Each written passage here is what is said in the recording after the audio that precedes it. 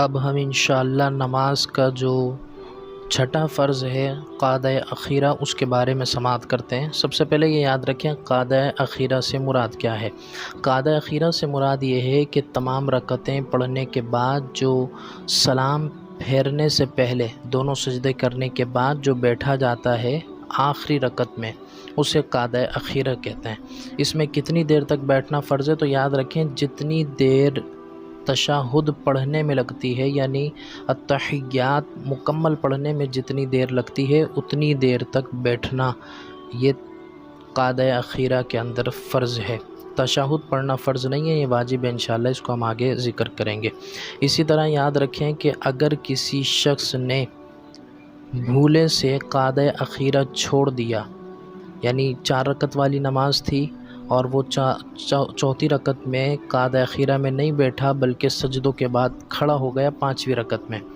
رکعت کے لیے، یا یہ سمجھیں کہ وہ 2 رکعت والے فرض تھے اور دوسری رکعت میں چونکہ اسی کا قعدہ اولیٰ بھی یہی ہے اور قعدہ اخیرہ بھی یہی ہے، کیونکہ اس کے بعد یہ مزید رکعتیں نہیں پڑھے گا، تو اب یہی قاعدہ اس کا پہلا بھی ہے اور چونکہ اسی کے بعد سلام پھیرنا ہے تو یہی اس کا آخری قاعدہ بھی ہے۔ تو یاد رکھیں اس صورت میں ابھی اگر کسی شخص نے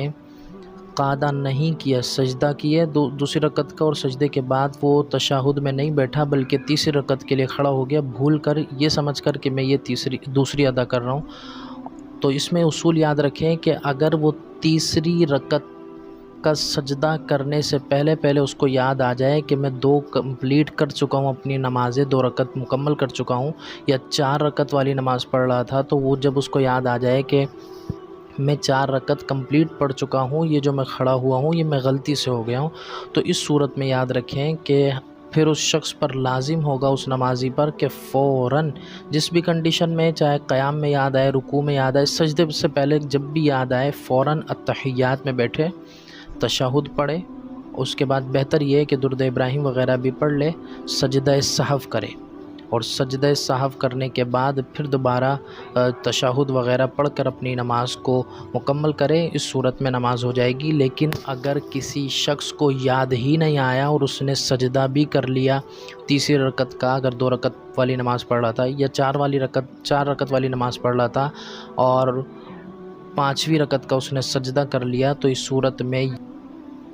یاد رکھیں کہ فرض باطل ہو جائیں گے، لیکن مغرب کی نماز کے علاوہ اگر یہ غلطی ہوئی ہے تو اس صورت میں حکم یہ ہوگا کہ اگر 2 رکعت والی نماز پڑھ رہا تھا اور تیسری رکعت کا سجدہ کر لیا، یا 4 رکعت والی نماز پڑھ رہا تھا اور 5ویں رکعت کا سجدہ کر لیا، تو حکم یہ ہوگا کہ اب وہ مزید 1 رکعت ملا لے اور اس طرح اپنی نماز کو کمپلیٹ کرے۔ لیکن یہ یاد رہے کہ فرض باطل ہو چکے ہیں، فرض دوبارہ پڑھنے ہوں گے، اور یہ حکم جو ہے مغرب کے لیے نہیں ہے۔ تو یہ قعدہ اولیٰ سے متعلق اہم مسئلہ تھا، اسے ذہن نشین رکھیے گا۔ اسی طرح یہ مسئلہ بھی یاد رہے کہ اگر کسی شخص نے قعدہ اخیرہ سوتے ہوئے گزار دیا، تو اب وہ جب بیدار ہوگا تو جتنی دیر میں تشہد پڑھی جاتی ہے اتنی دیر تک قعدے میں بیٹھنا یہ فرض ہوگا۔ اگر بیداری کے بعد اتنی دیر تک قعدے میں نہ بیٹھا تو اس صورت میں بھی نماز نہیں ہوگی۔ یہ قعدہ اخیرہ سے متعلق چند اہم ضروری مسائل تھے جو ہم نے سماعت کی۔ اللہ تعالیٰ سے دعا ہے کہ ہمیں صحیح علم سیکھ کر اچھے انداز سے نماز پڑھنے کی توفیق عطا فرمائے۔